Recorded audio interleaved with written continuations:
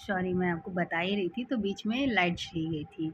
तो फिर हम स्टार्ट करते हैं कि शिक्षा प्रशासन का अर्थ क्या है तथा उसकी परिभाषाएँ। ओके, यद्यपि शिक्षा प्रशासन सामान्य प्रशासन या लोक प्रशासन का एक अंग है, परंतु शिक्षा प्रशासन अन्य प्रशासनों की अपेक्षा मानव मूल्य को प्राप्त करने का दायित्व अधिक वहन करता है। यह प्रशासन विद्यालय के माध्यम से इन आदर्शों एवं मूल्यों को प्राप्त करने में सफलीभूत होता है। इस कारण यह लोक प्रशासन या अन्य प्रशासनों के कार्य उद्देश्य के आधार पर भिन्न होता है।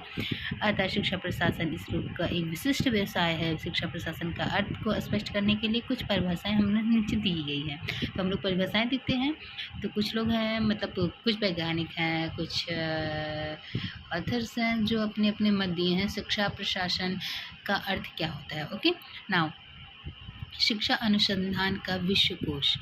तो फिर शिक्षा प्रशासन एक ऐसी प्रक्रिया है जिससे संबंधित व्यक्तियों का प्रयास एवं समन्वय उचित सामग्री का प्रयोग इस प्रकार किया जाता है जिससे जो मानव के गुण है वो मानव के गुण का समुचित विकास हो सके।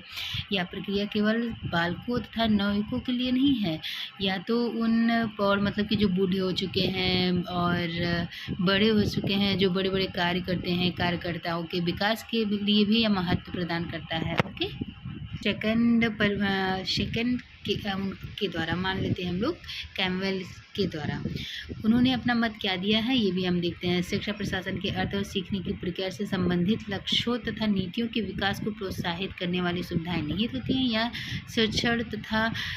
शिक्षण तथा सीखने के उपयुक्त कार्यक्रमों के विकास को प्रोत्साहन प्रदान करता है। साथ ही शिक्षण तथा सीखने की प्रक्रिया को संचालित करने के लिए भौतिक मानवीय तत्व कर्मचारी वर्ग की व्यवस्था करता है। ये बात समझ में आ गई आपको? कैम्पबेल व अन्य के क्या मत हैं वो उन्होंने अपना बता दिया है कि शिक्षा एक ऐसी प्रक्रिया है जो इंसान को शिक्षा मतलब बालक हो या बच्चे हो बूढ़े हो से संबंधित सीखने का प्रोसेस करता है, सिखाने का प्रोसेस करता है और उन्हें एक नीतियों के द्वारा प्रोत्साहित करता है जिससे वो अपने आगे बढ़ सकें, कुछ सीख सकें, उसके लिए वो उसे प्रेरित करता है।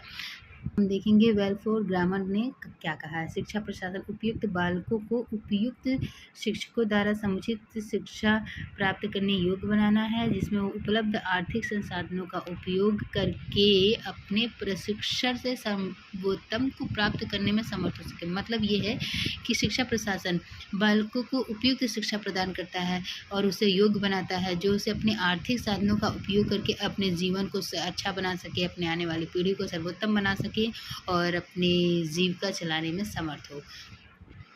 आर्मार्ट पॉल के अकॉर्डिंग शिक्षा प्रशासन का अर्थ छात्रों के विकास की निर्धारित उद्देश्यों की शिक्षा में प्रवाहित करना, इस दृष्टि से शिक्षकों का साधन के रूप में प्रयोग करना तथा इस प्रक्रिया का संचालन ऐसे जन समुदायों संबंधित संदर्भ में करना जो शिक्षा के उद्देश्य और उनकी प्राप्ति के साधन दोनों से भिन्न प्रकार से संबंधित हो। उसमें से हमें कुछ बातें स्पष्ट हुई हैं, ये हम आपको बता सकते हैं कि उपयुक्त परिभाषाओं में हमने जो बातें स्पष्ट की हैं वो हम यहाँ आपको बताते हैं। शिक्षा प्रशासन एक साथ मिलकर कार्य करने के लिए समस्त साधनों का प्रयासों को क्रियाशील बनाता है। शिक्षा प्रशासन शिक्षा के उद्देश्यों की प्राप्ति में सहायता प्रदान करता है। शिक्षा प्रशासन व्यक्ति तथा समाज के प्रगति में सहायक है। शिक्षा प्रशासन विभिन्न प्रकार के कार्यकर्ताओं, शिक्षक, छात्र, अभिभावक व जनता तथा प्रयासों के समन्वय में संबंधित है। नियंत्रण मतलब ये है कि शिक्षा प्रशासन का स्वरूप दो लोग मिलकर अच्छा बनाते हैं। एक प्राधिकरण होता है, दूसरा नियंत्रण। ये दोनों मिलकर उसकी गुणवत्ता का निर्धारण करते हैं और उसे अच्छा बनाने की कोशिश करते हैं। देखिए इसमें जो निम्नलिखित है जो इसमें हम मान सकते हैं, एक केंद्रीकरण होता है और दूसरा विकेंद्रीकरण। मतलब केंद्रीकरण तथा विकेंद्रीकरण। केंद्रीकरण क्या होता है वो हम जानते हैं।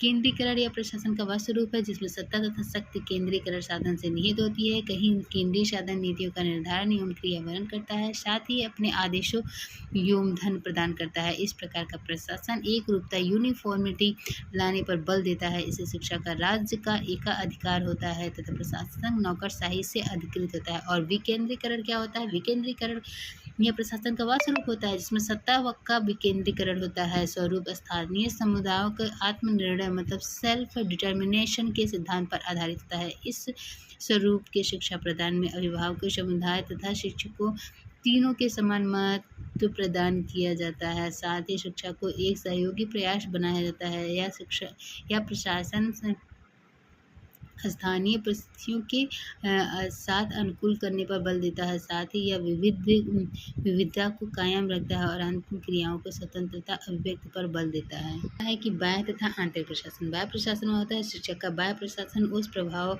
एवं आदेश का संकेत देता है जो उच्च स्तर की शिक्षा द्वारा दिए जाते हैं। भारत में शिक्षा के बाह्य प्रशासन का अर्थ शिक्षा विभाग द्वारा शासकीय नियंत्रण में बल लगाया जाता है। बाह्य प्रशासन नियमों का निर्माण करता है तथा पाठ्य पुस्तक एवं पाठ्य निर्धारण करता है। इसके साथ ही वह भवनों के निर्माण व खेल के मैदान की व्यवस्था में सहायता देता है। साथ ही उनके लिए निर्देशन के सिद्धांतों का निर्धारण करता है। यह शिक्षकों द्वारा अन्य कर्मचारियों के वेतन, सेवा की दशाओं, सत्र की अवधि आदि का निर्णय करता है।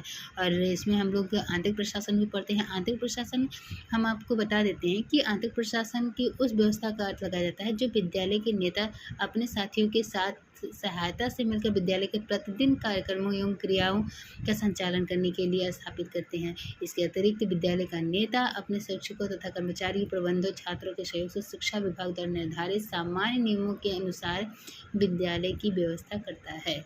समझ में आई? ये टॉपिक आपका यहीं पे ख़त्म होता है और नेक्स्ट टॉपिक नेक्स्ट वीडियो में। Bye bye, good night, see you.